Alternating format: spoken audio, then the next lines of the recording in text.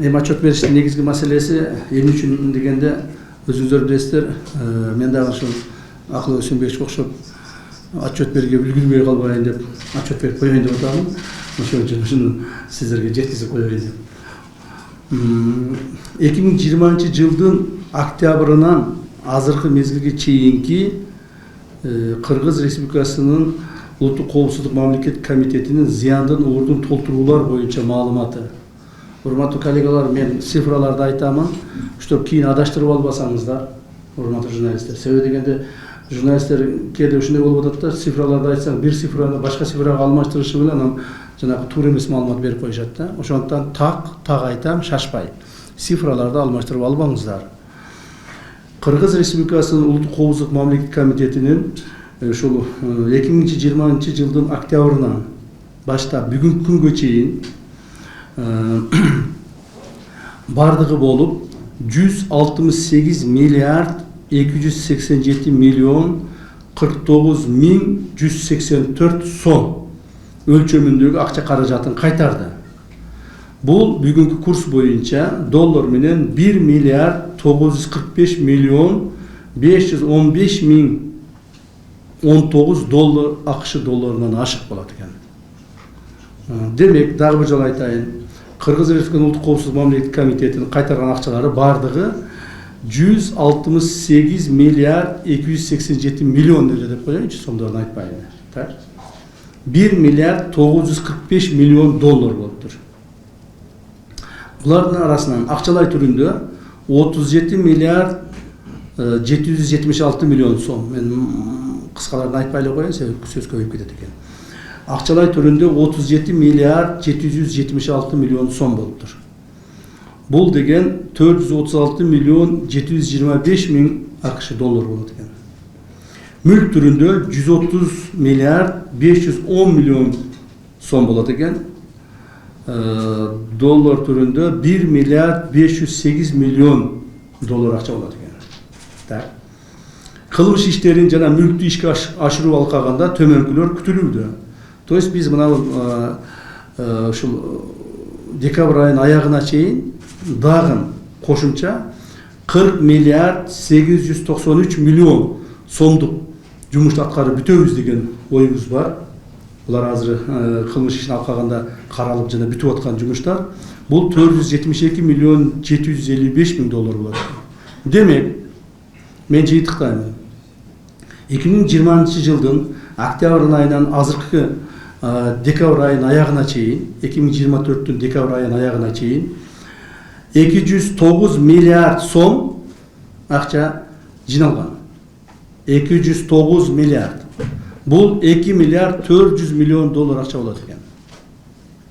Так, 2 миллиард 400 миллион доллар акча болот экен. Эми ушул акчалардын кайсыл акчасы каяка кеткендиги боюнча мен силерге маалымат берип коеюн. Зыяндын ордун толтурулган каражаттар боюнча акчалай түрүндөгү 37 миллиард 776 миллион сомду каяка кеткендиги. Республикалык бюджетке 3 миллиард 352 миллион акча кетти. Мен мындай суммалардын сомдорун айтпай атам, акыркыларын. Мамлекеттик бажы кызматына бажылык бузуулар боюнча 395 миллион 503 миң акча каражатын котордук. Мамлекеттик салык кызматына салык жашыруу боюнча 4 миллиард 394 миллион доллар сом акча котордук. Доллар эмес, сом. Турукташтыруу фондуна, став фондго 16 миллиард 952 миллион сом котордук. Стадион курууга, конкретно мына стадион, жаңы стадион билесиздер. Ошо жаңы стадионго дагы ушул биздин толукталган акчалардан которулду. Ал жерге которулган акча 12 миллиард 681 миллион сом. То есть УКМК өзүнүн жанагы топтолгон акчаларынан өз билемдик менен бир дагы сом акчаны биз иштеткен жокпуз жана иштете албайбыз мыйзам боюнча. Ошол акчалардын бардыгы бизге депозитке түшкөн акчалардын бардыгы мына ушинтип бөлүнүп мамлекетке кетет. Андан кийин мамлекет уже бажы кызматы, салык кызматы, республикалык бюджет, став фонд булардын бардыгы анан өздөрү ошол жерде иштетишет. То есть аларга дальше уже биз отчет бербейбиз. Ошолорго чейин акчаны жеткизип бердик, калганын алар өздөрү иштетишет. Кыргыз Республикасынын Министрлер кабинетине караштуу мамлекеттик мүлктү башкаруу боюнча мамлекеттик агенттиги азыркы күндө ачык аукциондор аркылуу 8 миллиард 963 миллион сомдук акча каражатын мүлк түрүндө ишке ашырды. То есть биз, урматтуу коллегалар, муну дагы ачык айтып коюшум керек, 1100 бардыгы болуп 1174 объектини биз кайтардык мамлекетке, мамлекеттик мүлккө кайтардык. На общую сумму 130 миллиард 510 миллион сомго. Анын сатылганы, бүгүнкү күндө сатылганы 44 объект сатылды, 8 миллиард 963 миллион сомго. Мамлекетке берилген объектилер 184 объекти мамлекетке өткүзүп бердик. Бул эмне деген объектилер? Бул объектилер менде жазылган. Бул объектилер пансионаттар, стадиондор, балдар лагерлери, мектептер, бала бакчалар, заводдор, соода аянтчалары, жер тилкелери болуп кайтарылган. Ошону 184 объектини 47 миллиард сомдук объектини биз мамлекетке кайтарып бердик. Бүгүнкү күндө 945 объект калды. Ченем менен 75 миллиард сомдук объект калды. Бул бүгүнкү күндө жанагы мүлк агенттиги тарабынан сатылып атат. Дагы бир жолу айтайын, биз кайтарып берген объектилердин бардыгы 100% мүлк агенттиги тарабынан аукционго коюп сатылат. Анын сатылышына, баасына, кимге сатылышына биздин эч кандай тиешебиз жок. Аны ошол мамлекеттик орган карап турат. Так. Эми дагы ушулардын арасынан мен общий маалыматты бердим да сиздерге, канча акча түшкөн, канча акча каяка бөлүнгөн, ошол боюнча маалыматтарды бердим. Эми ушулардын арасынан резонанстуу болгон бир нече коррупциялык кылмыштар боюнча маалымат берип коеюн. Биринчи, 2021 жылы Кыргыз Республикасы Жогорку Кеңешинин депутаты, мурдагы депутаты Кубанычбек Жумалиев мамлекеттин кирешесине 1 миллиард сом, 11 миллион 976 АКШ долларын акчалай жана мүлк ретинде төлөгөн. Кубанычбек Жумалиев 1 миллиард сом төлөдү. Дагы айтайын, экинчиси, o mülk жөнүндө жана башкалар анын ошол акчанын 45 миллион сомун накталай төлөдү. 955 миллион сомго бааланган Ташкөмүр шаарындагы цемент заводун мамлекетке өткөрүп берген. Так. Экинчи, ошо резонанстуу кылмыштар боюнча. Экинчи, 2022 жылы Кыргыз Республикасы финанс министрлигине караштуу мамлекеттик бажы кызматынын мурдагы төрагасы Адилет Кубанычбек мамлекеттин казынасына 51 миллион 276 миң сом накталай акча каражатын төктү. Аны билесиңер, ошол бажы кызматынын төрагасы болуп турган маалда кармалган. Ошол үчүн төгүп аны силер айтып атпайсыңарбы? Отуруп эле чыгып кетип атат деп. Жок, отуруп жөн чыкпайт. Эгер кимдир бирөө ошол биздин улуттук коопсуздук мамлекетине кармалган болсо сөзсүз түрдө өзүнүн жазасын алып анан чыгат. Жөнөн жөн отургузуп кайра чыгарып бере турган оюнчук эмес. 500 соода түйүндөрүн камтыган 209 гектар аянтындагы Баткен базары Шадиевдики болчу. Ал дагы мамлекеттин балансына өткүзүлдү. 551 миллион 999 миң сомдук. То есть Баткен базары толук койду мамлекетке өтүп, азыр мамлекеттин карамагында. Жогорку Кеңештин мурдагы депутаты Нурлан Макеев мыйзамсыз менчиктештирген базар баасына 4 миллиард сомдук баягы Чүй облусундагы Кемин районунда 353 гектар жерлери мамлекеттик менчикке кайтарылды. Салыктык башкаруу жана статистикалык тутумдарды модернизациялоо боюнча Дүйнөлүк банктын долбоорун боюнча сатып алууларды жүргүзүүдө коррупциялык фактылары боюнча Кыргыз Республикасы финанс министрлигине караштуу мамлекеттик салык комитетинин төрагасынын орун басары Дубанаев Адилет Садырбекович кармалган. Ал бүгүнкү күндө ички аудит кызматын өткөргөн аудиттик текшерүүсүнүн жана Соода өнөр жай палатасынын экспертизасынын натыйжасында долбоордун баасын ашыкча көтөрүү жүзүндө 1 миллион 267 миң АКШ долларын зыян аныкталган жана ошол толук бойдон мамлекетке кайтарылып төлөндү. Акциз маркалары боюнча мен отдельно айтамын. Акциз маркалары боюнча налоговыйлардын кылмыштары боюнча бул чоң резонанстуу кылмыш болду. Мындай чоң кылмыш ачылган эмес. Мен муну отдельно айтып кетейин. Кылмыш иши алкагында Чыныбай Турсунбековдун үй бүлөсүнө таандык болгон Капитал банкы акционердик ачык коому 100% үлүш мамлекетке өткөрүлдү. Баасы 2 миллиард 40 миллион сомду түздү. Андан сырткары Чыныбай Турсунбековдун ээлеп алган жанагы арак заводу. Арак заводу дагы толук бойдон мамлекетке өткөрүлдү. Бишкек ликер водочный завод деп коет элек го. Ошол дагы өткөрүлдү. Андан сырткары Чыныбай Турсунбековдун аялы кайсыл бир мошенниктер менен байланышы, аны билесиздер. Анан ошонун негизинде булар ушул мени биздин кылмыштын алкагына ошондой иш кылды. Мени улуттук коопсуздук мамлекеттик комитетинин төрагасын взятка менен кармайбыз деп мага 5 миллион доллар даярдашкан. 5 миллион доллар даярдашып, анан ушуну Ташиевке беребиз деп даярдашкан. Бул жерде чет элдик дагы бир-эки башка кызматтар дагы катышкан да. Бирок биздин балдардын кыраакылыгынын негизинде ошол мошенниктер да кармалды. Бардыгы 5 миллион долларын дагы алдык. Мамлекетке өткүзүп койдук. Так. Алар наверное билбейт окшойт. Ташиев эч кимден эч кандай бир сом дагы акча взятка албастыгын. Бул аларга сабак болду да. Мына ошентип Чыныбай Турсунбековдун аялына үй бүлөсүнө таандык Капитал банкы өттү мамлекетке. Капитал банкты билесиздер, мурдагы Максимдин банкы болчу. Булар туура эмес ошол маалда Атамбаев маалында приватизация кылып сатып алдык кылышкан, бирок ошо види приватизацияны алып коюшкан Максимдин банкын. Ошону кайра мамлекетке кайтардык. Бул деген баягы Бакиевдер кеткенден кийин бул банк мамлекетке өтүш керек эле. Бирок булар өткүзбестен өздөрү өткүзүп алган да. Мындай кыскасын айткандачы, ошону мамлекетке кайтардык. Дагы айтайын, Бишкек ликер водочный кайтардык. Анан 5 миллион доллар акчасын дагы мошенниктер аркылуу акчасын анан дагы мамлекетке өткүздүк.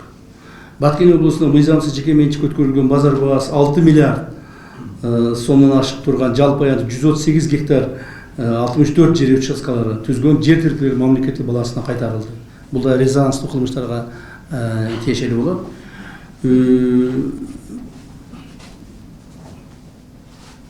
Үчүнчү жактар мыйзамсыз менчиктештирген 5 миллиард сомдон ашык 60 миллион долларлык ашык бааланган жеке ишкер Полишев таандык болгон Железобетон акционер ачык коомдук мамлекеттик мүлккө кайтарылды. Бул дагы тергөөдөн кийин Жогорку кеңештин мурдагы депутаты Жураев дейт. Жураев атын билбейт экен, СМ деп турат. Тарабынан мыйзамсыз менчиктештирилген кыймылсыз жана кыймылдуу мүлктөр менен Кызыл Кыя машина куруу заводунун балансына өткөрүлдү. Заводдун чектеш жалпы аймагы 22 гектар. Кантип болжолдуу бааланган баасы 4 миллиард сомдук мүлк өткөрүлгөн. Бул бир нече резонанстуу кылмыштар боюнча, мен орусчасын айтпай, кыргызчасын айтайын, кетти булар. Так, дальше. Эми по личности. Билесиздер, бизде уюшкан кылмыштуу топторго каршы катуу аеосуз күрөш жүрүп жатат. Жана бул аягына мына чыгып калдык десем болот. Себеби эмне үчүн аягына чыгып калдык? Себеби азыр бүгүнкү күндө мамлекетибизде уюшкан кылмыштуу топ деген уже формировка жоголду. Алар жок. Мындай жеке анча кылмышкерлер бар. Эми кылмыштар бар жерде болуп турат, алар бар, аларга да милиция тарабынан иштер жүргүзүлүп атат. Ошол уюшкан кылмыштуу топту кантип жок кылыш керек болгон биз үчүн?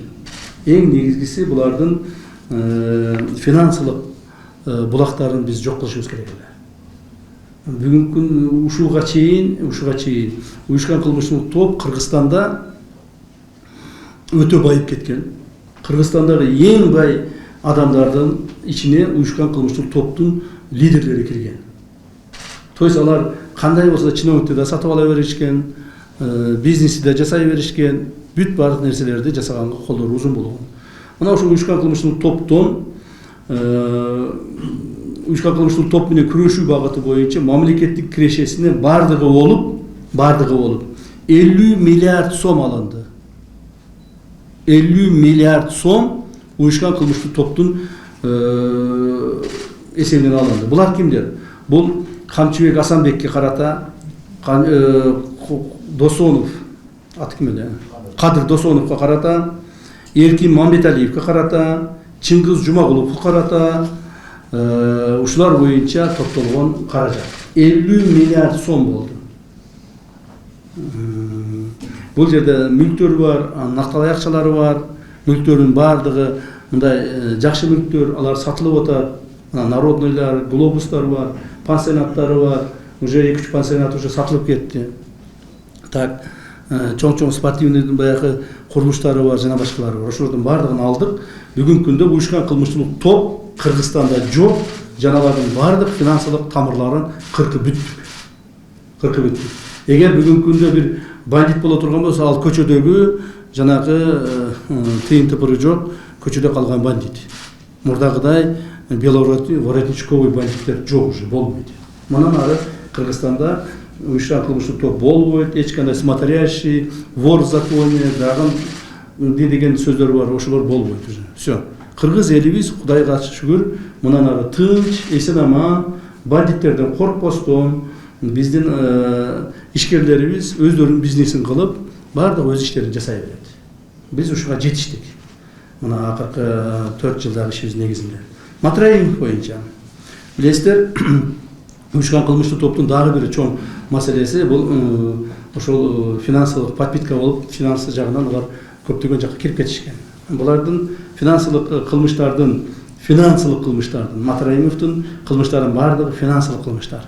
Финансылык кылмыштардын негизинде Райым Матраимов кармалды, 2 жолу кармалган. Биринчи иретинде жана экинчи иретинде бардыгын кошкондо.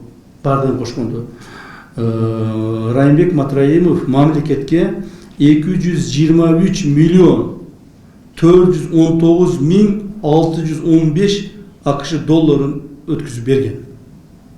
Бул 18 миллиард сомдон ашык акча. Эми баягы эмесине карап, жана курсуна карап өзгөрүп турат да, 18 миллиард сомдон ашык акчаны Райым Матраимов өткүзүп берген. Мүлк түрүндөгү баары жазылган экен, буларды окуп отурбайын, ошол негизинен ошол 223 миллион 419 миң 615 АКШ долларын өткүзүп берди. Так. Эми мына акциздик маркалар боюнча мен силерге подробно бир информация берип коеюн. Урматтуу журналисттер, өзүңүздөр билесиздер, акыркы 20 күндөн бери биз ушул акциздер боюнча, налогдор боюнча өтө чоң коррупциялык схеманы ачтык. Бул коррупциялык схема өтө тастыкталган, өтө мындай даярдалган. Бул жерде бир нече ошол налогду төлөөчү, налогду жыйноочулардын, салыкты жыйноочулардын жетекчилери катышкан, жана ошолордун кызматкерлери катышкан. Булар бул кылмышты өтө мындай бекитип, даярдап, эч ким көрбөй турган кылып, эч ким билбей турган кылып даярдашкан. Жана бул кылмыштын көлөмү өтө чоң суммада болгон. Мисалы, булар эмне кылган? Мына элде айтылып жүрбөйбү? ЭТТН деп. Электрондук товар электрондук товарно-транспортная накладная. Электрондук товарно-транспортная накладная дейт. Мен ушуну силерге бир 2 мүнөткө түшүндүрүп коеюн, себеби журналисттерге бул түшүнүктүү болуш керек. Эмне үчүн ЭТТН деп атышат? Булар ЭТТНди эмне кылышкан? Булар ЭТТНди ар бир товар чыкканда акциздик марка, скажем, водка да, арак чыкканда, ошо аракка акциздик марканы жабыштырат да, анан кийин сатканы жөнөтөт. Ошо сатканы жөнөткөндө ошол жерде ЭТТНди жазышат. То есть товар транспорт накладная электрондук. Алар эмне кылат? Ошону жазып чыгарат дагы, товар кете берет. Кете турган жагына барып сатыла берет. А ЭТТНды возврат не деп коет эле? Возврат отклонен деп туруп, артка кайтарып алышат дагы, аны жок кылып жиберишет. Бирок товар кетти. Анын ордуна кийинки товар чыгарып дагы ошентип кете беришет. То есть бул ушундай мафиозный баягы структура болгон, ар бир кайтарылган ЭТТНды налоговый инспектор текшерип, эмне үчүн кайтарылды, кандай болду деп акты түзүш керек эле. Бирок биз текшерип чыккандан кийин азыр дагы эле текшерип атабыз. Миллион ЭТТН кайтарылып келинген. Бирок бирөөсү дагы ошол налоговый инспекторлор тарабынан текшерилген эмес. Бирөөсү дагы. Общий оборот суммы приблизительно около 500 миллиардов сом болгон. Точнее 464 миллиардов сом болгон. Ушунча акчаны баягы көмүскө экономиканы алып чыгышканда контрабанда менен ушул налоговиктер өздөрү ушуну менен машыгышкан. Так? Бул жерде приблизительно эсептеп келгенибизде бүгүнкү күндө 30 миллиард сомго чейин налог төлөнбөй калган. Ошол контрабанданын эсебинен. Мына көп эле айтып атышпайбы, эмне үчүн налоговыйдын башчысын кармады, анын орун басарларын кармады, жанагы кызматкерлерди кармады деп. Мына ушун үчүн кармаганбыз. Бүгүнкү күндө ушул иш дагы жүргүзүлүп атат. Мындан кийин дагы азыр текшерүү аудиттер коюлду. Бул дагы бир жолу айтайын, бул кылмыш өтө даярдалган, мындай профессионалдуу түрдө бекитилген кылмыш болгон. Буга мынчалык киришип таппаганыбызда бул дагы деле боло бермек. Анан кийин эң негизи биз эмне үчүн адвокатты кармадык, Алтынбекти. Так, кармаган себеби ушул кайтарылган ЭТТНдерди алар салык инспекторлору текшерип, дагы бир жолу айтайын, ар бирин текшерип, эмне үчүн кайтарылгандыгын себебин жазыш керек эле да. Булар текшербей койгон, атайлап. Себеби ар бир кайтарылган ЭТТН үчүн булар өздөрүнүн мындай коррупциялык долясын алып турушкан. Иштейди, миллион ЭТТН кайтарылды. Миллион ЭТТНден 1 доллардан алсын, миллион доллар алып коюшкан. А эгерде 10 доллардан алса, 10 миллион доллар алып коюшкан. Мына ушуну азыр казып чыгып атабыз. Кимге кетти бул акчалар? Кимдери алды бул акчаларды? Так? Ушунун баарын азыр казып чыгып атабыз. Жана мындан кийин дагы жанагы жоопко тартабыз. Дагы бар адамдар. Так? Кече эле мындан 2 апта мурда коюлган налоговыйдын жаңы башчысы коюлду эле. Фамилиясы ким эле? Кыдыров деген коюлду эле. 2 аптанын ичинде ал киши да кайра түшүп калды. 2 аптанын ичинде, 15 күн ичинде ал киши кайра ушул ЭТТНдерди жашыргандыгы боюнча дагы түшүп калды. Аны да бүгүн кече президентке биз представление бердик. Президент азыр башка бирөөнү назначить этип атат. Аны дагы жоопко тартабыз азыр. То есть мындан ары мамлекеттин бюджетине кол салгандардын ар бирин аябастан жоопко тартабыз. Ким болсо да. Жоопкерчиликке келип иштесин, тийбейбиз. Эгерде мамлекетке зыян келтирсе, жоопко тартабыз.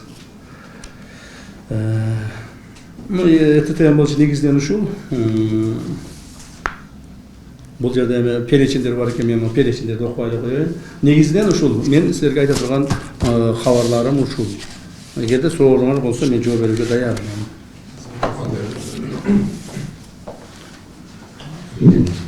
Саламатсызбы, Амчек мырза. Мен сизден сурайын дегеним, мына бир күн мурун Министрлер кабинетинин төрагасы Акылбек Жапаров кызматтан тапшырды. Анан коомчулукта ушул Акылбек Жапаровдун кызматтан кетишин салык кызматындагы коррупция, жаңы эле сиз айтып өткөн кылмыш менен байланыштырып атышат. Ушул эки иштин байланышы барбы? Ушул боюнча өзүңүз тандаттайын дедик. Эми Акылбек Усенбековичтин жумушу боюнча мен экөө сөз айтып коеюн. Себеби ал киши менен мен 3 жылдан ашык чогуу иштедим. Усенбекович өтө тажрыйбасы кенен, мол, экономика боюнча өтө мындай билимдүү жигиттерден жана мамлекетибизде көптөгөн жакшы жумуштарды аткарып кетти. Так. Ал эми ал кишинин жумуштан кетиши боюнча ал президент гана чечим кабыл алат. Президент кабыл алган чечимдерин биз талкуулабайбыз. Салык кызматында иш боюнча суроолчу болбосо бир байланыш болушу мүмкүнбү же андай эмеспи? Эми бир нерсеге байланышы бар үчүн кетти да, жөн кетпеди да. Эми айтып атпайбы, ал президенттин кабыл алган чечими, биз аны талкуулабайбыз. Жок, көп киши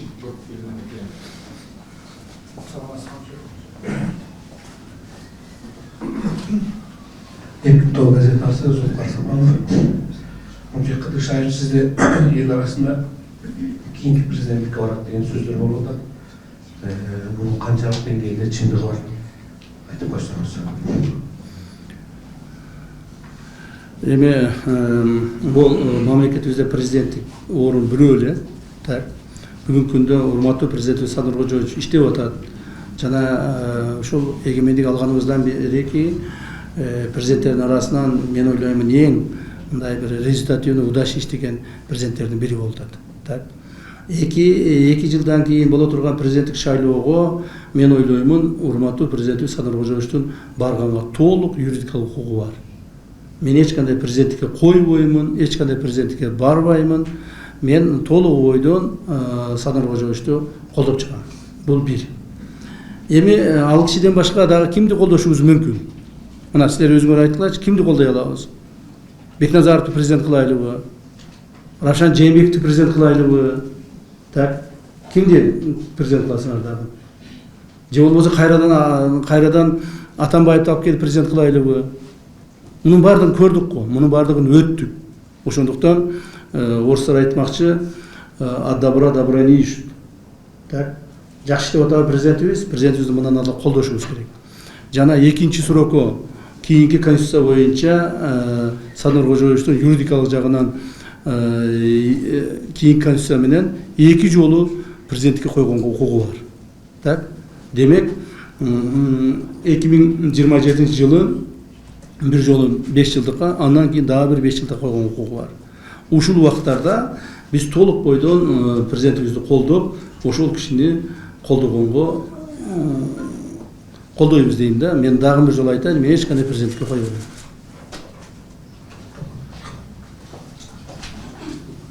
Республика Кыргызстан, меня зовут Аида Жумашева, я хотела вас уточнить.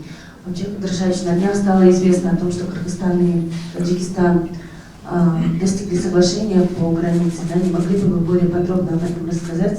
В частности, если был ли произведен какой-то обмен землями, да, если да, то какой? Спасибо. Мы сейчас подробности достигших наших договоренностей с таджикской стороной не можем раскрыть, так как сейчас в данный момент как раз проходит описание. Описание мы уже закончили. Мы сейчас как раз проходит юридическое оформление данных документов. В скором времени, очень надеюсь, в январе месяце мы выведем парламент, а там уже открыто будем обсуждать. Вот тогда будет точно известно, какие участки, каким образом мы разделили. Самое главное, что мы достигли консенсуса, мы нашли общий язык с таджикскими нашими коллегами, и наши проблемы, пограничные проблемы решили обоюдно, в согласии, дипломатическим путем. Это для нас очень большое достижение, так как вы сами очень хорошо знаете, что у нас были нерешенные проблемы, пограничные проблемы, в связи с этим были много конфликтов, много проблем, и я думаю, все это осталось позади. Саламатсызбы, мен атым Акылай, Ньюту телеканалынан президенттин тапшырмасы менен кызматкерлердин президенттин тапшырмасы менен кызматкерлердин диплому текшериле баштаган болчу. Аягына чыкты, текшерүү иштери бүттү, канча кызматкердин диплому жасалмай экени аныкталды. Ошол эле учурда диплом жасап берген окуу жайларга, андагы жооптуу адамдарга чара көрүү жагы кандай болду, ушуга токтолуп кетсеңиз. Рахмат. Эми жасалма дипломдор боюнча өзүңүздөр билесиздер, көптөгөн чаралар көрүлдү. Мен азыр статистиканы толук айтып бере албайм, канча адамды биз кармап жоопко тарттык да. Бирок ошол эле мезгилде бул иш эч качан токтобой турган иш. Себеби дипломду бир эле жылы берип, же болбосо 10 жыл берип, 20 жыл берип токтоп калган жок. Жылда берилип атат. Жылда дипломдор берилип атат.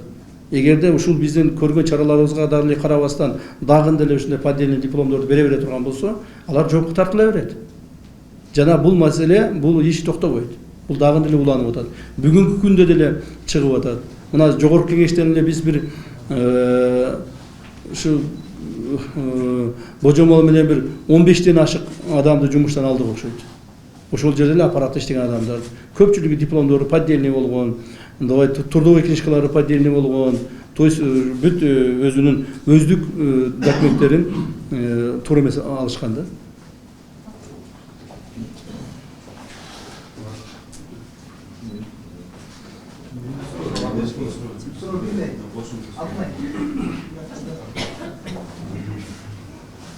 Здравствуйте, Камчибек Кудышевич, меня зовут Алтынай, я корреспондент Акипресс. Я хотела бы уточнить, это тоже касается дела о коррупции. Ранее ГКМБ ввел следственно-оперативные мероприятия в отношении действующего на тот момент заместителя министра обороны Эмиля, сейчас секундочку, фамилию вам скажу его. Осмонов, Эмиль Осмонов. Можно будет узнать подробности? Он после того, когда ГКМБ возбудил дело, он покинул эту должность, то есть вот, ушел с этой должности. Можно ли узнать? Да, я могу уже раскрыть какую-то часть этого уголовного дела, так как уже дело отправляется в суд, в скором времени судом будет принято решение. Что там было? Там было выделено со стороны бюджета, я уже точную сумму не могу назвать, где-то около миллиарда, по-моему, сомов на покупку вооружения, средств. Так? Вот они как раз и вот эту сумму начали коррупционным путем выводить, коррупционным путем фиктивные договора составлять. Так? По этому поводу сейчас 2 гражданина Сербии сидит у нас. В скором времени отправим в суд. 2 наших гражданина сидит, кыргызского гражданина. И каким-то образом был причастен данный заместитель министра Осмонов. Его сняли с работы, но он в этих уголовных делах рассматривается. Его ответственность также будем рассматривать. Я сейчас сумму как раз и не назвал, потому что после того, как судебное решение будет, точную сумму вы видите. Болду, Бюттюанда. Да, пожалуйста, давайте быстро, ребята, у меня времени очень мало. Вообще, Кудышевич, будете ли вы баллотироваться в президенты в 2027 году? И второй вопрос по Раиму Матраимову.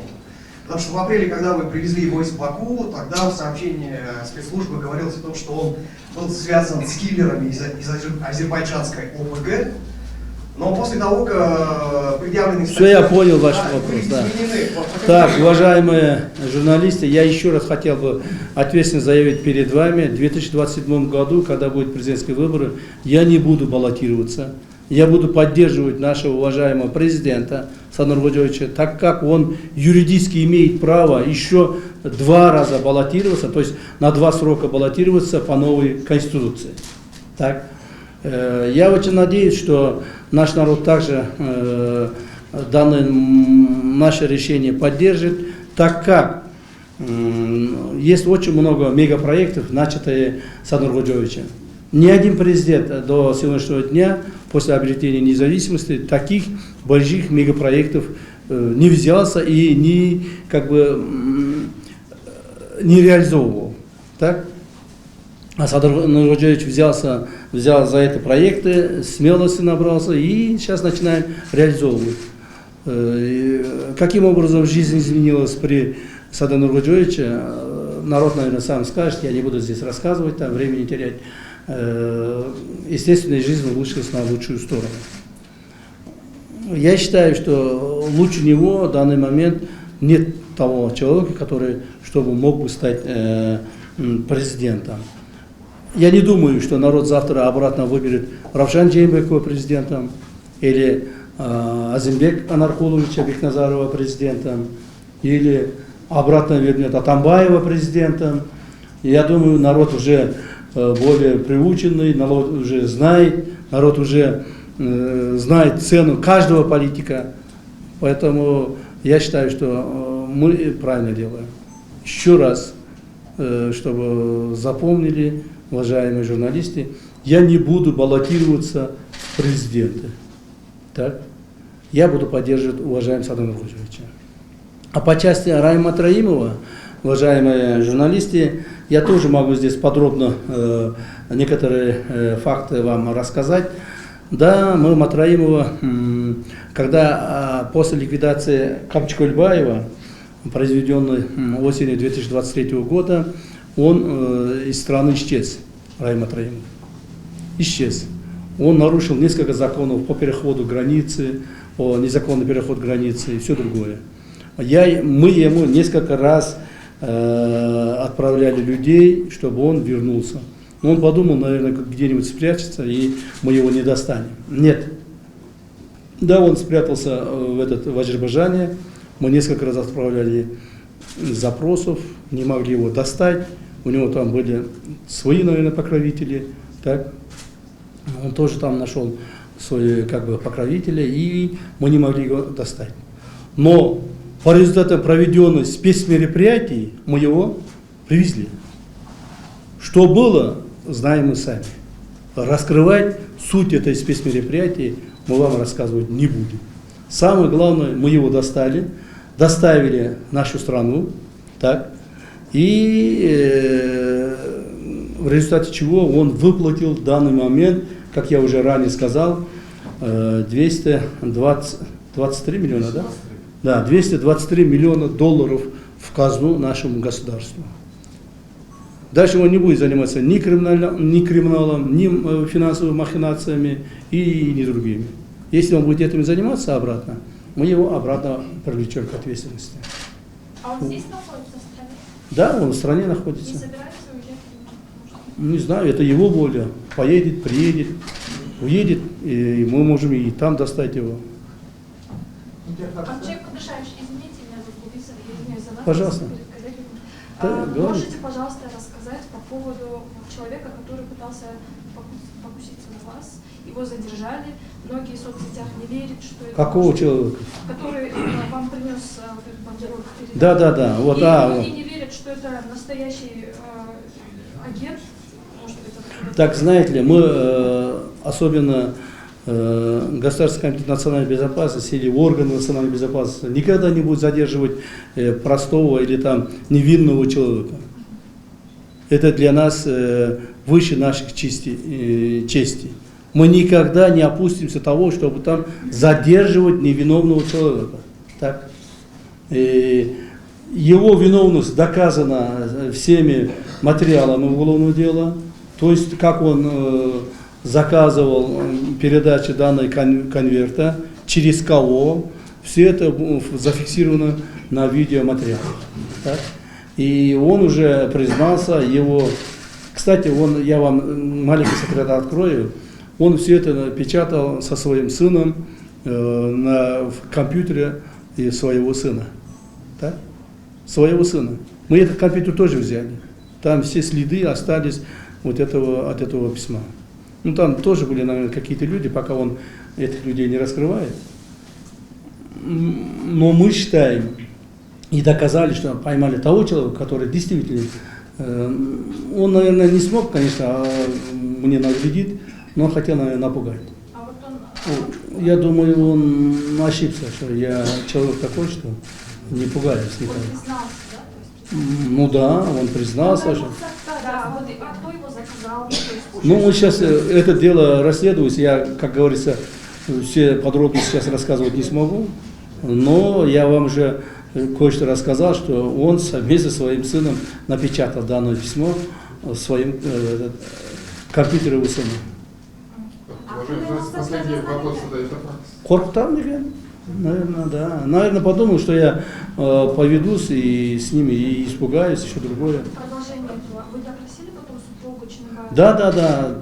Супруга Чыныбая Акунова всего с этим человеком 5 раз встречалась. 5 раз встречалась. И где она встречалась, на сколько минут встречалась, все у нас доказательства имеется. Но мы думаем, она как бы, пока еще мы не доказали, что она это заказала. Так? Последний вопрос, это факт. Уважаемый уважаемый господин Тарчак, вопрос по мировому повестку, по силе, о том, что у нас немало граждан наших заходящих стран воюют, и вопрос такой, насчет мне вот этот сирийский кризис, угроза для Кыргызстана, о том, что там, какие работы являются для ну, чтобы туда не отправились граждан Кыргызстана. Не, знаете ли, мы туда ничего не отправляли и туда не отправились.